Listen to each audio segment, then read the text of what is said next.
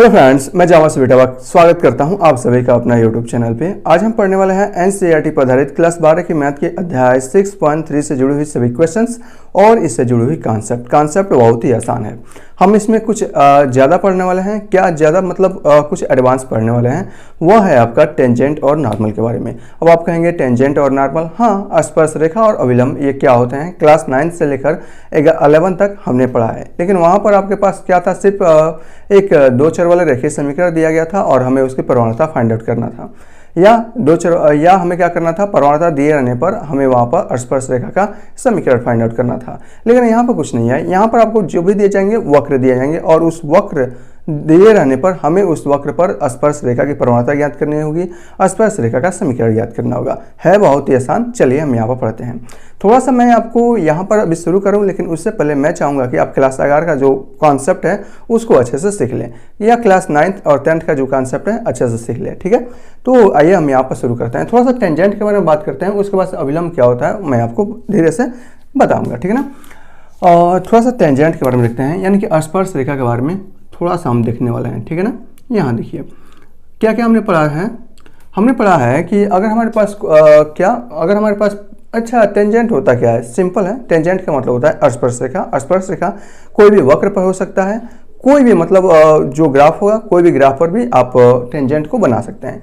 जैसे अगर मैं आपसे कहूँ तो ये अगर मैं एक ग्राफ बनाता हूँ और ये ग्राफ है वास्तव में y बराबर x² का एक अगर मैं ग्राफ बनाऊँ, ठीक है ना, और इस पर मैं कहीं भी टेंजेंट अगर मैं प्रदर्शित करना चाहूँ कि स्पर्श रेखा, मान लीजिए हम इस बिंदु पर स्पर्श रेखा प्रदर्शित करना चाहते हैं, इस बिंदु पर टेंजेंट को दिखाना चाहते हैं, तो कैसे दिखाएंगे, तो हम इसको क्या करेंगे, तो टेंजेंट का मतलब होता है इस बिंदु से होकर जाने वाली एक सीधी रेखा, जो अगर एक बिंदु से सिर्फ एक ही टेंजेंट खींची जा सकती है, लेकिन एक बिंदु पर अनंत क्या होता है, अगर आपके पास कोई वक्र है, वक्र जो होगा प्रत्येक बिंदु से मिलकर बना होगा, और उस प्रत्येक बिंदु पर देखेंगे तो प्रत्येक बिंदु पर सिर्फ एक ही टेंजेंट खींचा जा सकता है। जैसे आपने वृत्त पर भी देखा होगा, वृत्त अनंत बिंदुओं का तो समुच्चय होता है, लेकिन वृत्त के प्रत्येक बिंदु पर सिर्फ केवल एक ही स्पर्श रेखा खींची जा सकती है, एक ही टेंजेंट खींचा जा सकता है। तो इस बिंदु से होकर जाने वाला सिर्फ एक ही स्पर्श रेखा होगा, वो आपका ये होगा। ठीक है ना। इसी प्रकार अगर आप कोई वृत्त लेते हैं तो वृत्त का अगर देख लिया जाए तो ये आपका क्या है, एक वृत्त है। तो इस वृत्त के प्रत्येक बिंदु, चाहे वो बिंदु अगर यहाँ है, तो इससे सिर्फ एक ही स्पर्श रेखा खींची जा सकती है, सिर्फ एक ही, इस बिंदु से। छेदक रेखा तो कई सारी हो सकती हैं। अगर आपके पास ये बिंदु है तो इस बिंदु से जाने वाली अनंत रेखाएं होंगी। देखिए ये रेखा, ये रेखा, ये रेखा, ये रेखा, अनंत रेखाएं खींची जा सकती है। लेकिन अगर बात आपसे टेंजेंट का करें तो कोई भी वक्र के प्रत्येक बिंदु, चाहे एक बिंदु पर केवल एक ही स्पर्श रेखा खींची जा सकती है। ओके, चलिए, तो ये आपका टेंजेंट है। ठीक है ना। टेंजेंट का मतलब होता है स्पर्श रेखा होते हैं जो उसको सिर्फ स्पर्श करते हुए जाए। छेदक रेखा होती है जो वृत्त को, अगर ये वृत्त है तो वृत्त के दो बिंदुओं पर काटेगी अगर छेदक रेखा है तो, लेकिन स्पर्श है तो ये मात्र वृत्त के सिर्फ एक बिंदु से स्पर्श करते हुए जाएगी। ठीक है। ओके, ये तो आपका टेंजेंट होता है। तो टेंजेंट मतलब होता है स्लोप। अगर हम इसकी प्रवणता ज्ञात करें, प्रवणता का मतलब स्लोप होता है, ग्रेडियंट जिसे इंग्लिश में कहते हैं, मतलब वो वास्तव में एक्स अक्ष के साथ कितने डिग्री का कोण बनाती है वह उसकी प्रवणता कहलाती है। अगर हम इसकी बात करें तो अगर हम इसका स्लोप ज्ञात करना चाहें, स्लोप मतलब प्रवणता ज्ञात करना चाहें, तो ये इसकी प्रवणता हो जाएगी। प्रवणता मतलब यह एक्स अक्ष के साथ वास्तव में यह टेंजेंट है, स्पर्श रेखा कितने डिग्री का कोण बनाती है वह इसकी प्रवणता कहलाता है। ठीक है। ओके, तो ये टेंजेंट और इस का समीकरण आपको दिया जाएगा और इसमें आपको क्या कहा जाएगा कि प्रवणता ज्ञात कीजिए। ठीक है ना।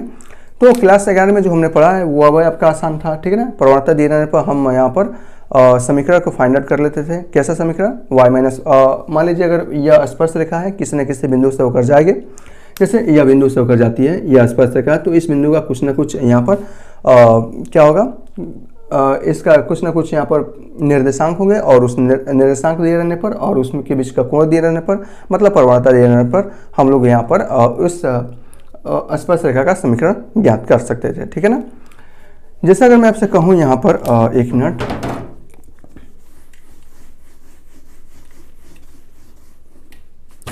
ध्यान से देखिए, यहाँ पर अच्छे से समझ लीजिए, काफ़ी काम आएगा। हमने जो क्लास 11 में पढ़ा है, जैसे अगर आपके पास बिंदु दिया जाए कि कोई भी बिंदु, अगर कोई रेखा है वो आपका 3.3 से होकर जाती है और वो एक्स अक्ष के साथ, मतलब उसकी प्रवणता अगर कह दी जाए 45 डिग्री है। प्रवणता दो में दी जाती है। एक आपका क्या होती है, प्रवणता आपका डिग्री में दिया जाएगा, दूसरा आपका एब्सोल्यूट वैल्यू में दिया जाएगा। अगर आपके पास डिग्री में दिया जाता है तो प्रवणता को आप एब्सोल्यूट वैल्यू में ज्ञात कर सकते हैं। ये होता क्या है, अगर आपके पास थीटा टेन थीटा, अगर आप ये क्या है, प्रवणता है, प्रवणता है, ठीक है ना। प्रवणता को हमेशा और टेन थीटा से प्रदर्शित किया जाता है। और टेन थीटा बराबर, मान लीजिए अगर आपके पास थीटा दिया जाए कि स्पर्श रेखा एक्स अक्ष के साथ 45 डिग्री का कोण बनाता है, तो उसकी प्रवणता कितनी होगी, टेन थीटा इक्वल टू 45, और 45 डिग्री का मान कितना आता है, 1 होता है, ठीक है ना। तो किसी भी बिंदु से होकर जाने वाले और जिसके स्पर्श रेखा का समीकरण ज्ञात कीजिए जिसकी प्रवणता 45 डिग्री है। तो कैसे क्लास 11 में ज्ञात करे थे, तो क्लास 11 में था y minus y1 equal to m x minus x1, ठीक है ना। जहां आपका x1 y1 क्या है, उसका निर्देशांक है, जो आपका निर्देशांक दिया जाएगा x1 y1, और m इसके प्रवणता यानी कि ग्रेडियंट कहलाती है। तो इसमें हम लोग समीकरण में रख देते थे, जैसे y माइनस y1 की जगह पर यहाँ पर 2 इक्वल टू m, प्रवणता ये है 1, और x माइनस x1 की जगह पर क्या है 3, और यहाँ से हम लोगों को समीकरण मिल जाता था x माइनस 3, और यहाँ से x माइनस y, और प्लस नहीं -1 होगा ना, -1 इक्वल टू 0, और यहाँ से हमें एक समीकरण स्पर्श रेखा का समीकरण मिल जाता था। ये ऐसा समीकरण है, ऐसा स्पर्श रेखा का समीकरण है जो 3,2 से होकर जाती है और जो x अक्ष के साथ 45 डिग्री का कोण बनाती है, उसका यह समीकरण है। तो ऐसे हम लोग क्लास 11 में फाइंड आउट कर रहे थे, समीकरण फाइंड आउट करना था। तो ठीक है, अब हम यहाँ पर कुछ आगे पढ़ने वाले हैं। यहाँ पर तो आपको सिर्फ क्लास 11 में एक बिंदु, यानी कि एक बिंदु मतलब जो स्पर्श रेखा पर उपस्थित है वो बिंदु का यहाँ पर निर्देशांक दिया जाता था, और यहाँ पर आपका क्या प्रवणता या तो एब्सोल्यूट वैल्यू में या तो आपका थीटा के रूप में दिया जाता था। तो हम उसका फाइंड आउट कर लेते थे समीकरण, स्पर्श रेखा का समीकरण क्या होगा। दूसरी बात ये है कि यहाँ पर आपका ये नहीं दिया जाएगा, यहाँ पर आपका दिया जाएगा जो हम क्लास 12 में पढ़ने वाले हैं उसमें आपको दिया जाएगा वास्तव में क्या, y वक्र के बारे में दिया जाएगा, और उस वक्र को डिफ्रेंशिएट करके हमें यहाँ पर प्रवणता को पढ़ना है, ठीक है। तो चलिए हम वहाँ पर शुरू करते हैं। अब हम क्लास 12 का जो मेन टॉपिक है स्पर्श रेखा क्या होती है, यहाँ से हम शुरू करने वाले हैं। तो मैं इसे मिटा देता हूँ। अब स्पर्श रेखा को समझाने के लिए हमें क्या चाहिए यहाँ पर, हमें एक ग्राफ बनाना पड़ेगा। ग्राफ की मदद से अगर मैं आपको समझाऊँ तो काफ़ी अच्छे से समझ में आएगा, ठीक है। उसके बाद से अविलंब खुद मैं समझा देता हूँ। यहाँ देखिए एक ग्राफ बना रहे हैं हम लोग, ठीक है। अच्छे से इसको देख लीजिए आप। ये आपका क्या है, चतुर्थांश है भैया, ये आपका है चतुर्थांश है, ये आपका x अक्ष होता है, आपका y अक्ष होता है, ठीक है ना। मैं एक वक्र बना रहा हूँ, कोई भी वक्र हो सकता है। यहाँ पर एक वक्र बना लेते हैं हम लोग, मान लें हम एक वक्र बना रहे हैं, यही आपका एक वक्र बना लेते हैं, ठीक है। ओके, इस वक्र पर मान लीजिए यहाँ पर कोई बिंदु है, ये आपका कोई बिंदु है, ठीक है ना। और स्पर्श रेखा क्या होती है, इस बिंदु से होकर अगर एक स्पर्श रेखा जा रही है तो स्पर्श रेखा मैं वो भी बना देता हूँ। अच्छे से आपको इसको देख लीजिए, ठीक है। यहां से देखिए एक बिंदु से केवल एक ही स्पर्श रेखा खींची जा सकती है, मैंने इसको खींच दिया, ठीक है ना। ओके, तो आपके पास सिर्फ एक वक्र दिया जाएगा, जो वक्र का समीकरण ये है, ये कोई ना कोई एक वक्र होगा। उस वक्र पर स्थित कोई बिंदु स्पर्श रेखा के उस बिंदु से स्पर्श रेखा जाएगी, यानी कि ये जो बिंदु होगा वो इस वक्र के समीकरण को भी और ये स्पर्श रेखा के समीकरण को भी संतुष्ट करेगा। दूसरी बात, ये जो हमने खींचा है यहाँ पर स्पर्श रेखा की प्रवणता हम कैसे ज्ञात कर सकते हैं, आसान है ना। यहाँ देखिए प्रवणता का मतलब होता है x अक्ष के साथ वो कितने डिग्री का कोण बना रहा है, यानी कि इसका मान ये क्या है, x अक्ष है ना, x अक्ष के साथ ये कितने डिग्री का कोण बनाता है वो इसका ग्रेडियंट कहलाता है। और हमने पिछली क्लास में मैंने आपको क्या बताया था, अगर आपके पास कोई वक्र दिया जाए और dy/dx हम उसका ज्ञात करते हैं, इसका मतलब क्या होता है, स्पर्श रेखा की प्रवणता ही तो ज्ञात कर रहे हैं ना। स्पर्श रेखा की प्रवणता का मतलब होता है dy/dx। वक्र के कंडीशन में बता रहे हैं, दो चर वाले रेखीय समीकरण को कंडीशन मैंने बता रहे हैं, यहाँ पर मैं सिर्फ वक्र के कंडीशन को लेकर चल रहा हूँ। अगर आपके पास वक्र दिया जाए और उसमें हमें स्पर्श रेखा की प्रवणता को ज्ञात करना हो तो हमें क्या ज्ञात करना पड़ता है, dy/dx ज्ञात करना पड़ता है। तो ये जो प्रवणता है, प्रवणता यानी कि थीटा है, वास्तव में क्या है, dy/dx ही तो है, ठीक है ना। इसी को हम लोग क्या बोलते हैं, प्रवणता। यहाँ से फाइंड आउट कर लेंगे। आपके पास क्या दिया जाएगा, एक वक्र दिया जाएगा और इस वक्र की सहायता से हम यहाँ पर प्रवणता यानी कि dy/dx ज्ञात करेंगे। स्पर्श रेखा की प्रवणता है, यानी कि इस वक्र पर उपस्थित कोई न कोई बिंदु से एक स्पर्श रेखा गुजरती होगी और इस वक्र का डिफ्रेंशिएट करेंगे तो हमें यहाँ पर dy/dx मिलेगा, जिससे हमें पता चलेगा वास्तव में यह वक्र की प्रवणता है जो x अक्ष के साथ, ये जो स्पर्श रेखा है x अक्ष के साथ थीटा डिग्री का कोण बना रही है। ठीक है, ओके। तो ये क्या है, ये वास्तव में आपका स्पर्श रेखा हो जाएगी। ये आपका क्या है, ये आपका टेंजेंट हो जाएगा।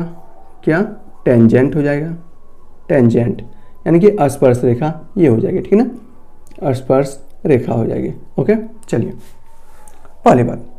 दूसरी बात, अगर हमें टेंजेंट, अब हम थोड़ा सा नॉर्मल की बात करें। अभिलंब, अभिलंब क्या होता है, स्पर्श रेखा समझ गए ना, वक्र को स्पर्श करते हुए अगर कोई रेखा बढ़ रही है तो वो आपका स्पर्श रेखा कहलाती है। अब अभिलंब, अभिलंब बहुत ही आसान है। अभिलंब का मतलब, अच्छा एक और बात है, इसकी प्रवणता क्या है, इस रेखा की प्रवणता क्या है, dy/dx है। कैसे पता चलेगा हम लोगों को, सबसे पहले जो वक्र दिया जाएगा, वक्र को डिफ्रेंशिएट करेंगे तो उसकी जो प्रवणता आएगी वही इस रेखा की भी प्रवणता होगी। ठीक है, ओके।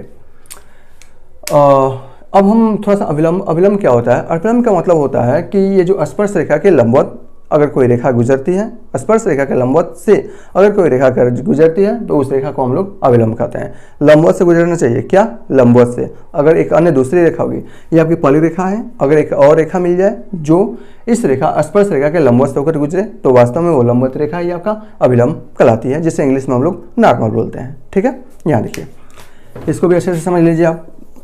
ये क्या, एकदम लंबवत गुजरना चाहिए, एकदम लंबवत। ठीक है ना, लंबवत, लंबवत का मतलब 90 डिग्री। ये इसके बीच का कोण कितना होगा, 90 डिग्री होगा। ठीक है ना, सही है ना। यहाँ देखिए, थोड़ा सा चीज़ें मैं आपको समझा देता हूँ। क्लास 11 में या क्लास 10th में भी आप देखेंगे तो अपने वहाँ पर प्रवणता को अच्छे से पढ़ा है। अगर कोई रेखा है, अगर आपके पास दो रेखाएं हैं, दो रेखाएं एक दूसरे के समांतर हैं, तो उस कंडीशन में उनकी जो प्रवणता होती है, मतलब उन दोनों रेखाओं की प्रवणता एक दूसरे के समांतर होती है, तो उस कंडीशन में उनकी प्रवणताएं बराबर होती हैं। यानी कि अगर आपके पास देखा जाए, यहाँ देखिए, ओह सॉरी, अच्छे से देख लीजिए इसको। ये आपके पास क्या है, दो रेखाएं मैं थोड़ा सा बना रहा हूँ। यह क्या है, पहली रेखा है और ये आपकी दूसरी रेखा है। ठीक है ना, दोनों रेखाएं एक दूसरे के क्या है, समांतर है। ये आपकी L1 है पहली रेखा और ये आपका L2 है। इसकी प्रवणता M1 है और इसकी प्रवणता M2 है। ठीक है, ओके। यहाँ देखिए, इसकी प्रवणता M1 है, इसकी प्रवणता M2 है और दोनों एक दूसरे के समांतर हैं। तो वास्तव में क्या होता है, इन कंडीशन के हिसाब से पहली रेखा की प्रवणता और वो बराबर हो जाती है दूसरी रेखा की प्रवणता के बराबर है। ठीक है ना, कब, जब समांतर हो तो उस केस में होता है। जब दो रेखाएं समांतर हो तो उनकी प्रवणताएं लगभग बराबर होती है, लगभग नहीं, पूरा बराबर होती है। ठीक है, ओके। अब हम थोड़ा सा और चलते हैं। यहाँ पर यदि दो रेखाएं आपके पास है, ये आपका क्या है, L1 है पहली रेखा है और ये आपका क्या है, दूसरी रेखा है। ये आपका पहली रेखा है L1 और ये आपका दूसरी रेखा है। इसकी प्रवणता कितनी है, M1 और इसकी प्रवणता कितनी है, M2। जब दो रेखाएं एक दूसरे के लंबवत हो तो उस कंडीशन में उनकी जो प्रवणता का गुणनफल होता है वो आपका कितना होता है, -1 होता है। हमने क्लास 9th में भी पढ़ा है। तो इसका गुणनफल क्या हो जाएगा, M1 इंटू M2 बराबर कितना हो जाएगा, -1 हो जाएगा। ये कब होता है, जब दो रेखाएं एक दूसरे के लंबवत हो तो उनकी प्रवणताओं यानी कि ग्रेडियंट का गुणनफल -1 होता है। ठीक है, ओके। तो यहाँ पर देखिए, ये भी आपका पहली रेखा है, ये आपका पहली रेखा थी, ये आपकी दूसरी रेखा थी। ठीक है, ओके। तो इनकी प्रवणताओं का गुणनफल कितना होगा, -1 रेखा। अगर हम मान लें ये इसकी प्रवणता M1 है और इसकी प्रवणता कितनी है, M2 है। ठीक है ना, तो उस कंडीशन में M1 इसकी प्रवणता जो रेखा L1 थी, ये आपका रेखा L1 है और ये आपकी जो रेखा है वो आपका L2 है। तो L1 रेखा की प्रवणता M1, L2 रेखा की प्रवणता कितनी है, M2 है। जब दो रेखाएं एक दूसरे के लंबवत हैं तो वास्तव में उनकी प्रवणता का गुणनफल कितना होना चाहिए, -1 होना चाहिए। ठीक है ना, यानी से अगर हम बात करें यहाँ पर M1 गुणे M2 कितना होना चाहिए, -1 होना चाहिए। ठीक है ना, ये आपका क्या है, M2 जो आपका L2 रेखा है वो आपका अभिलंब है। ठीक है ना, जो आपका L1 रेखा है वो आपका टेंजेंट है, स्पर्श रेखा है। तो स्पर्श रेखा की प्रवणता को हम लोग कैसे ज्ञात करते थे, dy/dx, स्पर्श रेखा की प्रवणता। ये आपका M2 यानी कि L2 क्या है, अभिलंब है। अभिलंब की प्रवणता को अगर हम ज्ञात करना चाहें यहाँ से M2 से, तो यहाँ से M2 इक्वल टू क्या होता है, 1 अपान पहली रेखा की प्रवणता। अब -1 अपान पहली रेखा की प्रवणता को किससे प्रदर्शित किया है, dy/dx से। तो मैं यहाँ पर लिख देता हूँ, तो ये हो जाएगा dy/dx। यानी कि अगर हमें अभिलंब की प्रवणता को ज्ञात करनी है तो क्या होता है, -1 अपान स्पर्श रेखा की प्रवणता, यानी कि -1 अपान dy/dx। ठीक है, तो यहाँ से मैं इसको अच्छे से लिख देता हूँ। तो यहाँ देखिए, अच्छे से समझ लीजिए। अगर आपसे पास पूछा जाए, दो इसमें चीज़ें पूछी जाएंगी। पहला चीज़ें क्या पूछी जाएंगी कि स्पर्श रेखा की प्रवणता। ठीक है ना, तो यहाँ देखिए, स्पर्श रेखा की प्रवणता, तो क्या होता है स्पर्श रेखा की प्रवणता, ये होता है dy बाई डी एक्स। ठीक है, ओके। दूसरा पूछा जाएगा अभिलंब की प्रवणता, अभिलंब की प्रवणता, प्रवणता का मतलब ग्रेडियंट क्या होता है -1 अपान पहली रेखा की प्रवणता यानी कि dy बाई डी एक्स। ठीक है ना, ये आपको याद होनी चाहिए। ठीक है ना, बहुत आसान है। ये कैसा ये आ रहा है मैंने आपको दोनों बता दिया है, दोनों रेखाएं एक दूसरे के लंबवत है तो कंडीशन क्या होता है कि पहली दोनों का प्रवणताओं का गुणनफल -1 होता है। तो अगर हम यहाँ से अभिलंब की प्रवणता को याद करें तो वो होता है -1 अपान पहली रेखा की प्रवणता यानी कि -1 अपान dy बाई डी एक्स। ठीक है, स्पर्श रेखा की प्रवणता dy बाई डी एक्स होता है, ये भी मैंने आपको बता दिया है। ठीक है, चलिए अब क्लास 11 की थोड़ी सी और बात कर ले हम। मैं इसको मिटा रहा हूँ ताकि अच्छे से और आपको बता सकूँ। ये आपका कंडीशन था, कंडीशन अच्छे थे हमारे पास। ये भी आपका है कैसे, यहाँ देखिए क्या मैं आपको बता दूँ और सही है। जब आपके पास दो बिंदु दिए गए हो और प्रवणता दिए गए हो तो उस कंडीशन में रेखा का समीकरण क्या होता है मैंने आपको ये भी बता दिया है। जैसे अगर आपके पास मान लीजिए बिंदु दिया जाए 3,2 से होकर जाने, अगर कोई रेखा है स्पर्श रेखा की प्रवणता हमें फाइंड आउट करना है। स्पर्श रेखा की प्रवणता दिया गया है क्या, थीटा इक्वल टू मान लीजिए दिया गया है स्पर्श रेखा की प्रवणता 45 डिग्री दिया जाए, या तो थीटा के रूप में दिया जाएगा या यम के रूप में दिया जाएगा। ठीक है ना, मान लीजिए प्रवणता यम इक्वल टू दे दिया जाए 2 दे दिया जाए। ठीक है ना, कितना है 2 है। तो हमें क्या करना है, हमें वहाँ पर स्पर्श रेखा का समीकरण फाइंड आउट करना था। तो समीकरण फाइंड आउट करने का विधि क्या होता है, y minus y1 equal to m x minus x1 होता है। ठीक है ना, जहाँ y1 और x1 क्या है, वास्तव में दिए गए बिंदु का निर्देशांक है, m आपका प्रवणता है। ठीक है ना, तो अगर हम यहाँ पर वक्र की बात करें, हमारे पास क्या आ गया है, वक्र आ गया है। वक्र से हम स्पर्श रेखा की प्रवणता और समीकरण भी फाइंड आउट करने वाले हैं। तो वक्र के कंडीशन में आपको क्या करना पड़ेगा, m। अगर हमें स्पर्श रेखा का समीकरण लिखना है, स्पर्श रेखा a3,2 की जगह पर हम x1 y1 लिख देते हैं, x1 y1, और प्रवणता की जगह पर सिर्फ m है। ठीक है ना, तो उस कंडीशन में स्पर्श रेखा का जो समीकरण होता है वो आपका ये होता है, आप भी जानते हैं। ठीक है ना, ओके।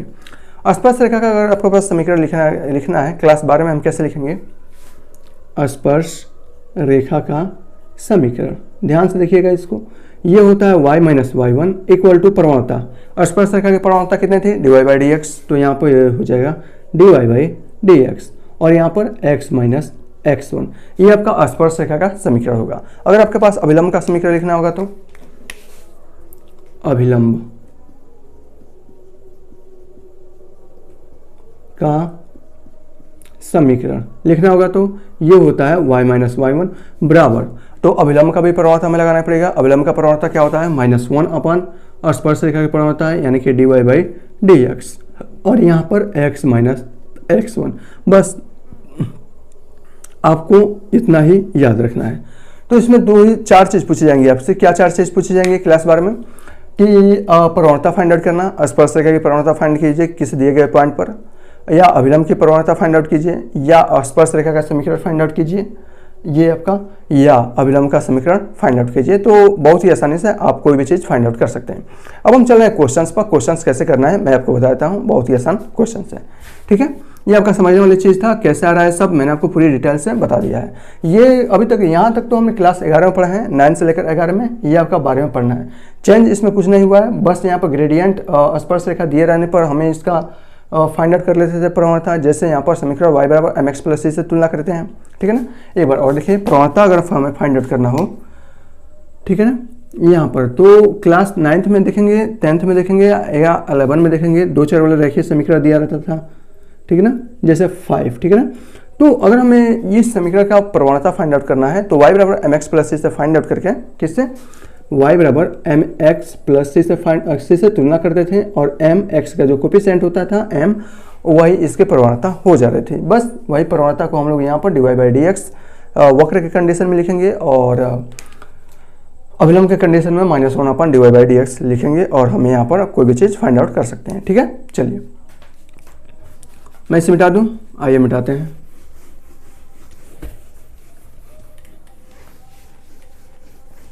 क्वेश्चंस पे चलते हैं। ओह सॉरी, 1 मिनट, कहाँ गया भाई, यहाँ है। ठीक है ना, क्वेश्चंस पे चलते हैं। क्वेश्चंस देखिए, मैं यहाँ पर क्वेश्चंस एक एक करके लिख देता हूँ, लिखूंगा नहीं, मैं डायरेक्ट इसको बताते जा रहा हूँ, ठीक है ना।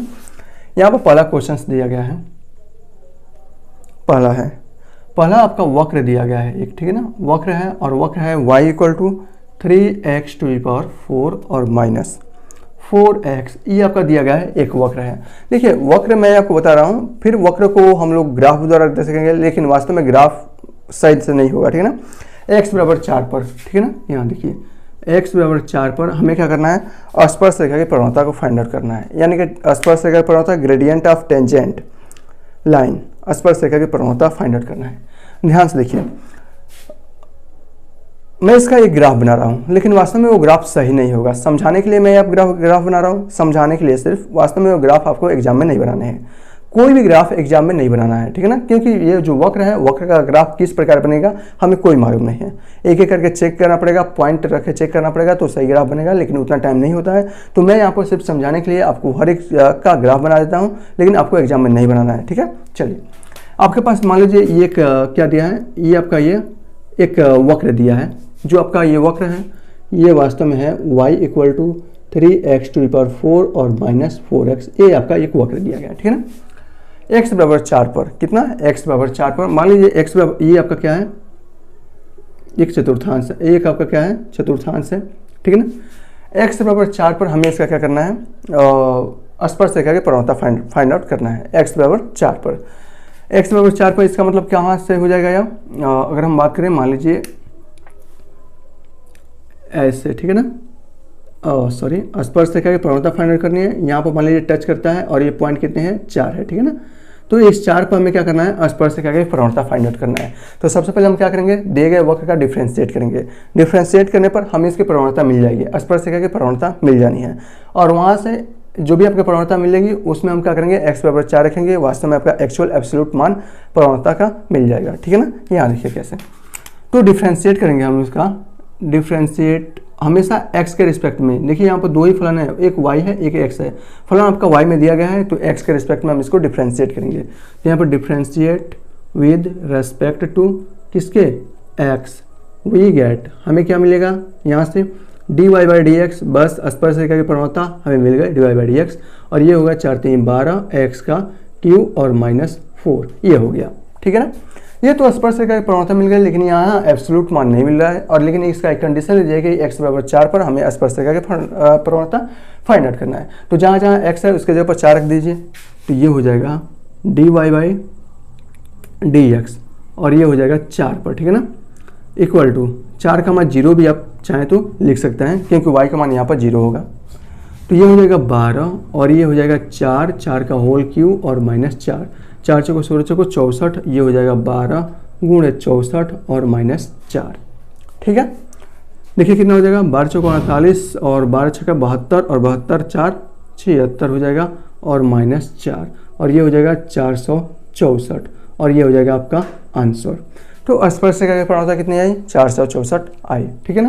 इस प्रकार इससे आप आसानी से फाइंड आउट कर सकते हैं। ये आपका पहला क्वेश्चन था। दूसरा क्वेश्चन आपका यहाँ पर देख लीजिए, वक्र दिया गया है y बराबर x-1, ये आपका क्या है, दूसरा क्वेश्चन है।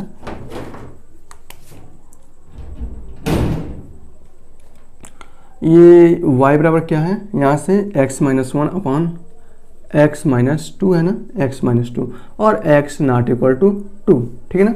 x नॉट इक्वल टू 2 का मतलब होता है जब x के ऊपर 2 रखेंगे तो ये आपका बचेगा 2 - 1 यानी कि 1/0, 1/0 मतलब इन्फिनिट हो जाएगा, अतः ये फलन जो होगा वो आपका क्या होगा, परिभाषित नहीं होगा। इसलिए हमें क्या करना है, x के ऊपर 2 नहीं लेना है, बाकी अन्य मानों के लिए चेक करना है, ठीक है ना।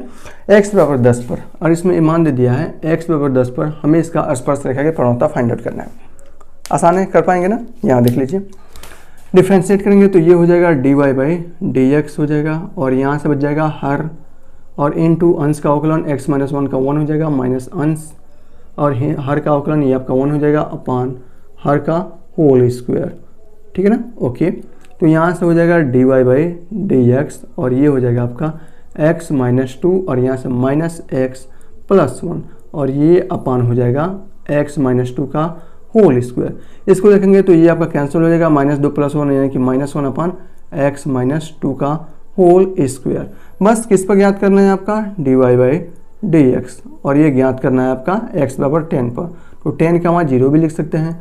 तो 10 पर आप इसे जांच करेंगे तो -1/10 में से 2 जाएगा, कितना बच जाएगा 8 का स्क्वायर कितना हो जाता है 64, और ये हो जाएगा आंसर आपका -1/64। स्पर्शरेखा की प्रवणता फाइंड आउट करना है, स्पर्शरेखा की प्रवणता फाइंड आउट कर लिए, dy/dx फाइंड आउट कर लिए, इसका मतलब स्पर्शरेखा की प्रवणता यहाँ फाइंड आउट कर लिया। किस पॉइंट पर, x बराबर 10 पर, बस जहाँ जहाँ x है उसके जगह पर 10 रख दीजिए, स्पर्शरेखा की प्रवणता फाइंड आउट हो जाएगी। ठीक है, चलिए क्वेश्चन नंबर 3 चलते हैं। स्पर्शरेखा की प्रवणता फाइंड आउट कीजिए उस बिंदु पर जिसका x का निर्देशांक 2 है, बस मान है x के जगह पर इसमें 2 दिया गया है, तो क्वेश्चन नंबर 3 में आपको ऐसे ही कर लेना है। ठीक है ना, तो मैं इसको कर ही देता हूँ। यहाँ देखिए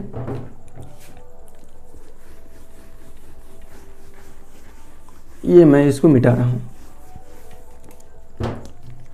कौन सा है, क्वेश्चन नंबर आपका 3 दिया गया है। देखिए क्या दिया गया है, एक वक्र दिया गया है और वक्र किस प्रकार है आपका, ये वक्र है आपका x³ - x + 1,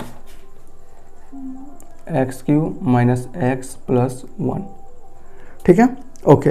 और इसमें क्या क्या है कि x का निर्देशांक 2 है, जब x का निर्देशांक 2 है तो y का निर्देशांक 0 होगा, सिंपल है। तो x बराबर 2, इस पर हमें स्पर्शरेखा की प्रवणता को फाइंड आउट करना है। ये आपका क्या है, y इक्वल टू दिया गया है एक वक्र, तो हम क्या करेंगे, इसको डिफ्रेंशिएट करेंगे तो ये हो जाएगा dy/dx और इक्वल टू 3x² - 1 ये हो जाएगा। बस फाइंड आउट कर लीजिए dy/dx। किस पॉइंट पर फाइंड आउट करना है, 2,0 पर, आप चाहें तो ऐसा भी लिख सकते हैं। तो ये हो जाएगा 3 और ये हो जाएगा 2 का स्क्वायर और -1, कितना हो जाएगा 2 × 4 = 12 और ये हो जाएगा आपका 11 और ये आपका फाइनल आंसर होगा। यानी कि जो स्पर्शरेखा की प्रवणता होगी, ये आपका वक्र है, इस वक्र पर स्थित कोई बिंदु होगा, उस बिंदु से होकर जाने वाले स्पर्शरेखा की प्रवणता होगी और उसकी प्रवणता कितनी होगी 11, एब्सोल्यूट वैल्यू में 11 होगी। अगर इसे आपको एंगल में लिखना हो तो कैसे लिखेंगे, यहाँ देखिए ये क्या है आपका, इसका मतलब होता है tan थीटा, प्रवणता tan थीटा यही तो होता है, प्रवणता का मतलब dy/dx और वो tan थीटा से प्रदर्शित करते हैं। ये आपका दिया गया है 11, तो यहाँ से थीटा के रूप में लिखना होगा तो tan इनवर्स ये हो जाएगा 11 और ये आपका आंसर हो जाएगा। तो एब्सोल्यूट वैल्यू में 11 और थीटा के रूप में लिखना चाहें तो tan इनवर्स 11 ये हो जाएगा। ठीक है, चलिए 4 देखते हैं।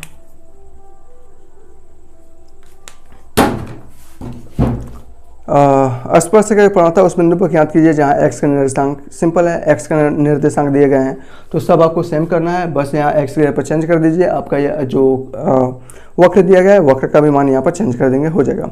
हमें यहाँ पर देखिए एक 5वां क्वेश्चन नंबर 5 देखिए, ये 4 मैं नहीं बता रहा हूँ, 4 आपको खुद कर लियो, ठीक है ना। यहाँ देखिए 5 में दिया गया एक वक्र दिया गया है, ठीक है ना। वक्र आपके 2 दिए गए हैं, एक आपका x है और x बराबर दिया है a cos³ थीटा और एक y है, y बराबर दिया गया है a sin क्यू थीटा, ठीक है ना। ओके, थीटा बराबर π/4 पर, देखिए यहाँ पर थीटा बराबर π/4 कर दिया है, इसका मतलब प्रवणता मतलब tan थीटा और ये मान दे दिया है π/4 दे दिया है, इसका मतलब थीटा के रूप में दिया गया है।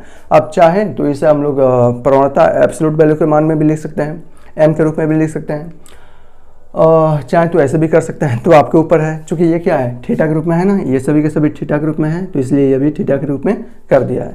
हमें क्या करना पड़ेगा dy/dx, चूंकि यहाँ पर क्या है, हमें अभिलंब की प्रवणता फाइंड आउट करना है, ठीक है ना। किसका, अभिलंब की प्रवणता,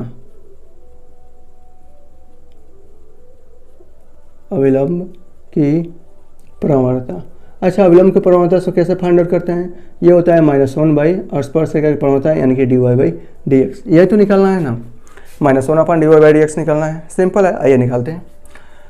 देखिए यहाँ पर थीटा के रूप में है ना, सबसे पहले जो भी आपका फलन दिया गया है उसको हम लोग थीटा के रूप में क्या करेंगे, डिफ्रेंशिएट करेंगे। तो इसको थीटा के रूप में करेंगे तो ये हो जाएगा dx/dθ। ये आपका एक कांस्टेंट है, cos³ थीटा कितना होता है × 3 cos² थीटा। ये क्या है, x⁴n का क्या होता है n x⁴n-1, तो ये आपका स्क्वायर थीटा। फिर cos थीटा का क्या होता है -sin थीटा, इक्वेशन नंबर 1। इसको कीजिए तो ये हो जाएगा dy/dθ इक्वल टू, ये कांस्टेंट है, ये हो जाएगा 3 sin² थीटा, sin थीटा क्या होता है cos थीटा, ठीक है ना, इक्वेशन नंबर 2, ठीक है ना। हमें क्या फाइंड आउट करना है, dy/dx फाइंड आउट करना है। कैसे आएगा, समीकरण 2 से 1 में भाग दे दीजिए, भागे 1। तो d y by d theta upon d x upon d theta, ठीक है ना। ओके, ये क्या आपका 3a साइन स्क्वायर थीटा और कॉस थीटा, ये कितना है आपका 3a कॉस स्क्वायर थीटा और यहाँ पर साइन थीटा, और आगे क्या है माइनस है, ठीक है, माइनस है ना, या माइनस है, आगे मैं कर दिया हूँ। 3a से आपका 3a कैंसिल, एक साइन थीटा से sine theta cancel, cos theta से एक कॉस थीटा कैंसिल, यहाँ से क्या बचा minus sine theta upon cos theta कितना आया टेन थीटा आया ना। यहाँ से देखिए डी थीटा से डी थीटा कैंसिल और यहाँ से बच जाएगा d y by d x, ठीक है ना। किस पॉइंट पर थीटा का मान क्या लेना है π/4 पर याद करना है, तो आपका π/4, ठीक है ना, इक्वल टू -10, जहाँ जहाँ थीटा है क्या रखना है π/4 रखना है, ठीक है। क्या आ गया आपका -1 आ गया, -1 आया। अब हमें क्या करना है अभिलंब के प्रवणता ज्ञात करना है। अभिलंब के प्रवणता होता है -1 अपान d y by d x, d y by d x का मान कितना आया -1 आया है, तो यहाँ से हो जाएगा 1 और ये आपका आंसर हो जाएगा। तो अभिलंब की प्रवणता कितनी आ गई -1 आ गई। आसान है ना, सिंपल है, बहुत आसान है।